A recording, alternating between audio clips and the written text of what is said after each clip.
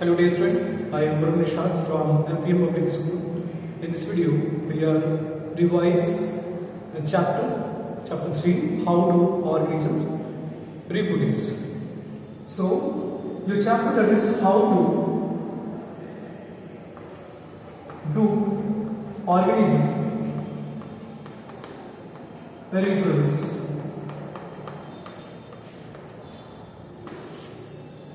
So dear students, you are already know about the how organism reproduce.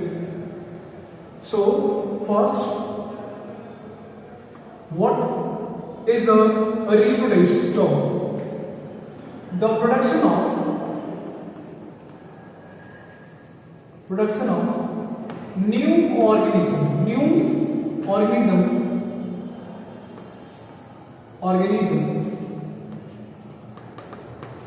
of same kind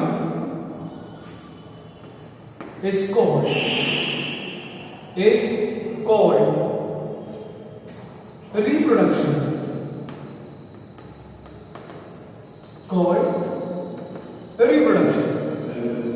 And reproduction is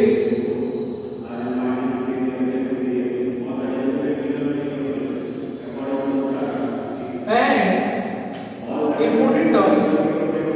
The reproduction is a very important phenomenon on the earth for the living organism, because the organism get birth and over a period of time, after spending the lifespan on the earth, ultimately it get died. But if it have capacity to reproduce, it sustain their germplasm. ये अपने germplasm को sustain करता है with the help of reproduction के through कोई भी living organism जो mortal है अपनी immortality को complete करता है इस important phenomena के साथ. अब ये important phenomena कितने टाइप का होता है? Basically two types, asexual and sexual reproduction. Asexual and sexual means the reproduction in organism includes plant and animals. Also in protozoans, fungus, algae, mosses, ferns, angiosperms, gymnosperms, animals. So these are the topics we will discuss one by one with the help of examples. Let us see the first one, that is asexual reproduction. The asexual reproduction, that is asexual reproduction. Asexual reproduction, first, that is very simple, that is very good, binary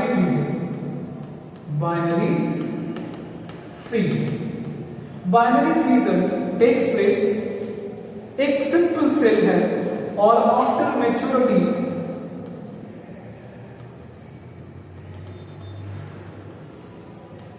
एक very simple cell है, after maturity it divide mitotic division के through divide करता है, और divide करने के बाद इसमें कॉन्स्ट्रिक्शन हो जाता है.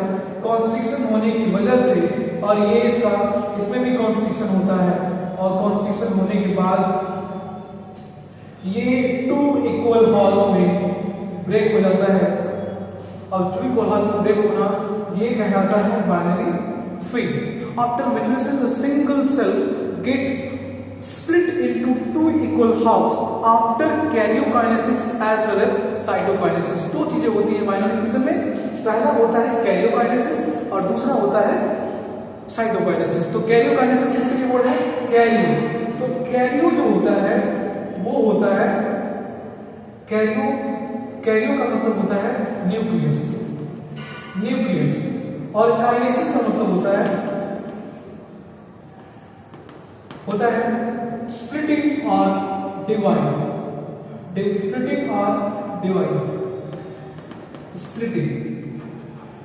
स्प्लिटिंग मतलब न्यूक्लियस का स्प्लिटिंग होना, न्यूक्लियस का टूटना टू इक्वल हाल्स में या टू इक्वल पार्ट में न्यूक्लियस का टूटना कहलाता है कैरियोकाइनेसिस। तो बाइनरी फिजिक्स में दो चीजें होती हैं, दो चीजें स्टेप बाय स्टेप होती हैं तब जाके बाइनरी फिजिक्स कंप्लीट होता है। पहला होता है कैरियोकाइनेसिस, दूसरा होता है साइटोकाइनेसिस। साइटोकाइनेसिस साइटोकाइनेसिस में क्या होगा, cyto is related to what, cell. वो जो साइटोप्लाज्म है पूरा डिवाइड होता है दो भागों में, बराबर बराबर टूटता है।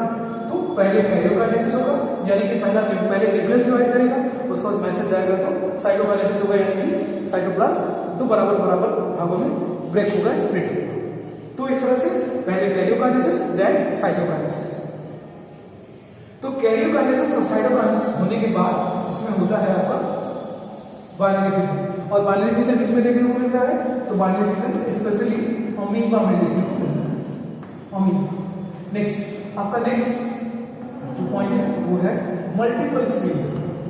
Multiple फ्रीजन, multiple फ्रीजन।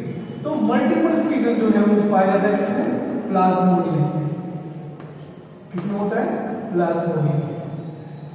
उसके बाद नेक्स्ट है third, that is spore formation.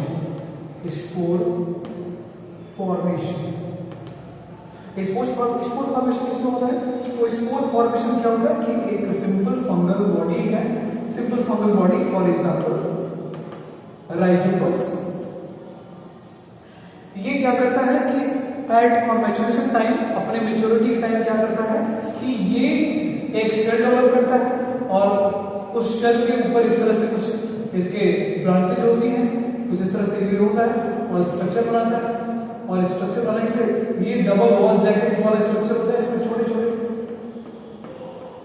छोटे स्पोर्स बनते हैं और जब फेब्रिल कंडीशन आता है तो ये रप्चर हो जाता है। रप्चर होके ये इसके जो जूस स्पोर्स है, इसके जो स्पोर्स है वो स्प्रेड होते हैं through out the air. Next four है, फोर आपका है फ्रैगमेंटेशन। फोर आपका है फ्रैगमेंटेशन। तो फ्रैगमेंटेशन क्या होता है कि एक सिंपल सा स्ट्रक्चर हो, कुछ भी सिंपल सा स्ट्रक्चर हो और उस सिंपल स्ट्रक्चर में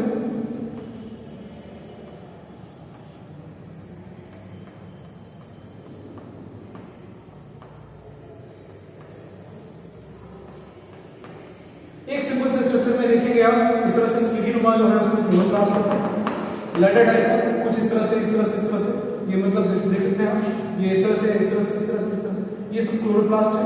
क्लोरोप्लास्ट का एलिमेंट है इसमें देख रहे हैं आप, ये इसका न्यूक्लियस है।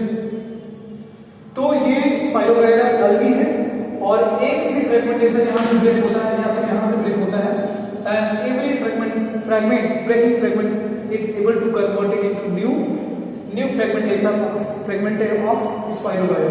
So the Spirogyra reproduce excessively by fragmentation. Next, fifth. So fifth is budding. Fifth is budding. Budding especially the start from when the single cell or multicellular organism get start bulging up point. ये कुछ bulging होता है। मान लीजिए suppose that ये यहाँ पे single east की सेल है और यहाँ से कुछ बल्जेस निकल रही है। तो बल्जेस निकलने की वजह से यहाँ पे कुछ रीजेज आते हैं और रीजन तब आएंगे जब ये सेल मैच्योर होगी। क्या होगी?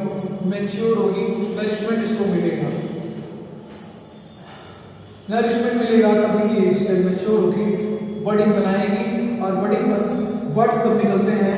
तो इसमें न्यूक्लियस के न्यूक्लिक मटेरियल आ जाता है और इसमें से एक नया बॉड्स पूरा कंप्लीट डेवलप हो जाता है और कंप्लीट डेवलप होने के लिए अगेन ये पूरा नया फिर इसमें से एक आउटग्रोथ निकलता है। तो फाइनली पूरा एक लेयर एक सीक्वेंस बना लेते हैं जो बर्ड्स के जो बर्ड्स हैं और पूरा ये सिचुएशन देखने को मिलता है। सैक्रोमाइसिस एस्पेरेगेशन में। उसके बाद बडिंग होता है, उसके बाद हाइड्रा में बडिंग कैसे होता है देखते हैं। हाइड्रा में बडिंग सिंपल, जैसे इसमें आउटर ग्रोथ हो रहा है उसमें भी आउटर ग्रोथ होता है। कैसे आउटर ग्रोथ होता है, मान लीजिए सिंपल सा ये हाइड्रा का बॉडी है,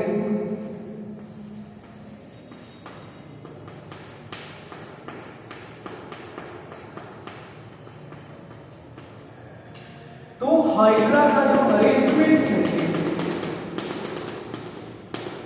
ये हाइड्रा का जो अरेंजमेंट है, ये हाइड्रा में कुछ आउट ग्रोथ होते हैं और ये आउट ग्रोथ रिस्पॉन्सिबल होता है किसके लिए, आउट ग्रोथ रिस्पॉन्सिबल होता है बडिंग के लिए, बडिंग के लिए। तो बडिंग इसमें किसको देखने को मिल रहा है आपको, budding seen in east, budding seen in, budding seen in east and height, seen in east and height. 6, that is regeneration. Regeneration, regeneration, अगर regeneration में एक पावर होता है, वो पावर क्या होता है कि अगर हम हाइड्रा को यहां से कट कर दे, यहां से कट कर दे, यहां से कट कर दे, यहां से कट कर दे, एक सिंगल पीस रिस्पॉन्सिबल है एक नए हाइड्रा को डेवलप करने में। एक सिंपल पीस से, सिंपल पीस सेल से पूरा new hydra plant, sorry new hydra का एनिमल बॉडी वो कन्वर्ट हो जाएगा with help of only one single fragment, single cell. और ये सिंगल कंप्लीट पार्ट किसके क्या होता है, इसमें एक स्पेशल सेल होती है, उस सेल को बोलते हैं टोटीपोटेंट सेल, टोटीपोटेंट सेल। ये लिजार्ड जो होती है उसमें उसके टेल में होता है टोटीपोटेंट सेल, और इसमें जो फ्रैगमेंट होते हैं उसमें जो सेल्स होती हैं उस सेल्स को बोलते हैं टोटीपोटेंट सेल।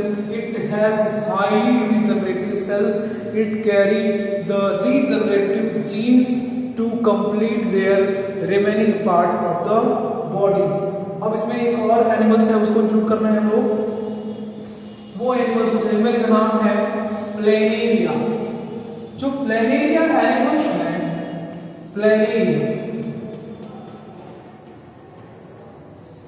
प्लेनेरिया जो एनिमल्स है, दिस इज अ प्लेनेरिया। अगर प्लेनेरिया को यहां से कट करते हैं तो भी प्लेनेरिया आसानी से यहां पे जो है, यहां से इसको कट करते हैं, इसको कट करते हैं, यहां से कट करते हैं, everywhere cut it from here and it again generate the remaining part of their body. आप कहीं से भी इसको कट करेंगे तो अपने बॉडी को रीजनरेट कर सकता है रिमेनिंग पार्ट। और इसमें भी स्पेशल सेल होती है, उस स्पेशल सेल का नाम जो भी हम लोग डिस्कस किए हैं, totipotent cell. So binary fusion, multiple fusion, spore formation, fragmentation, seen spirogyra, and budding in eastern hydra, regeneration, planaria and hydra, planaria and hydra. Again, that is 7th, vegetative propagation. Vegetative propagation, let's discuss about that. Vegetative propagation, that is 7 number. Vegetative propagation. Vegetative propagation is mainly the plant body mainly divide or give rise to new plant body with the help of any plant part, that is stem, root and leaves. कोई भी plant अगर अपने stem से new plant body को generate कर दे, या फिर अपने रूट से न्यू प्लांट बॉडी को जनरेट कर दे, या अपने लीफ से बॉडी को न्यू प्लांट बॉडी को जनरेट कर दे, उस प्रोसेस को बोलते हैं vegetative propagation. It is specially seen in plant, specially seen in plants, specially seen in plants. अगर फॉर एग्जांपल लेते हैं तो इसका एग्जांपल लेंगे। अगर स्टेम की बात करते हैं तो स्टेम की बात अगर करें तो स्टेम जो होता है वो कोई भी अंडरग्राउंड स्टेम ले लीजिए, जैसे फॉर एग्जांपल जिंजर। जिंजर जो होता है कुछ इस तरह से होता है,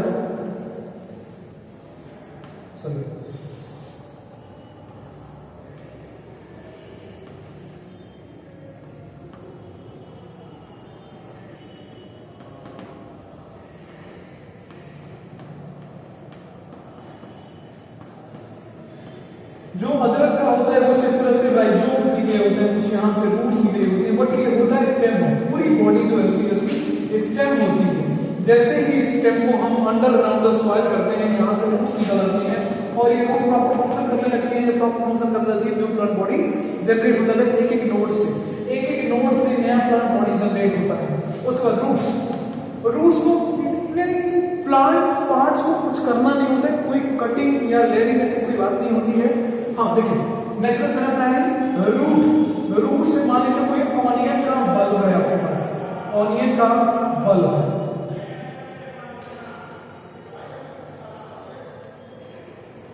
ऑनियन का बल्ब है, इस ऑनियन के बल्ब को कहीं आप सॉइल में इंसिस्ट कर देते हैं, सॉइल में इंसिस्ट कर देते हैं तो प्रॉपर वे में रूट्स निकल आती हैं, बड़ी सी रूट्स निकल आती हैं और कुछ नया प्लांट, कुछ यहाँ से लीव्स जनरेट हो जाती हैं।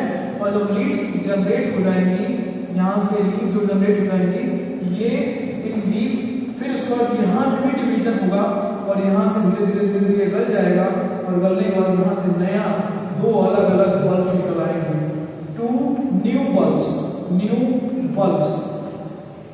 Of onion. It is happen by natural process. Leaves में क्या होता है कि एक सिंपल अगर प्लांट लेते हैं, सिंपल प्लांट की लीफ लेते हैं तो लीफ इसकी कौन सी लीफ होती है? रूट का एक और एग्जांपल ले सकते हैं। अगर आप कुछ इस तरह से ये है,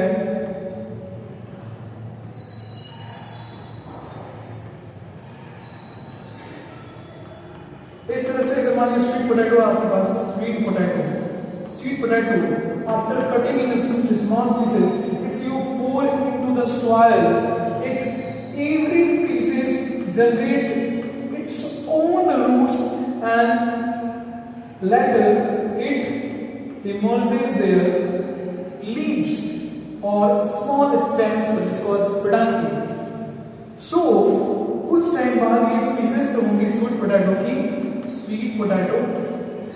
पीसेस होंगी, थोड़ी सी कट करने के बाद ये न्यू प्लांट बॉडी में कन्वर्ट हो जाएंगी with the process of roots. But ये आर्टिफिशियल प्रोपगेशन हो जाएगा लीव्स में। लीव्स देखते हैं, यहाँ पे मान लीजिए कोई लीव्स है और लीव्स की मार्जिन्स में कुछ इस तरह से नोड्स बने हुए हैं। ये नोड्स में कुछ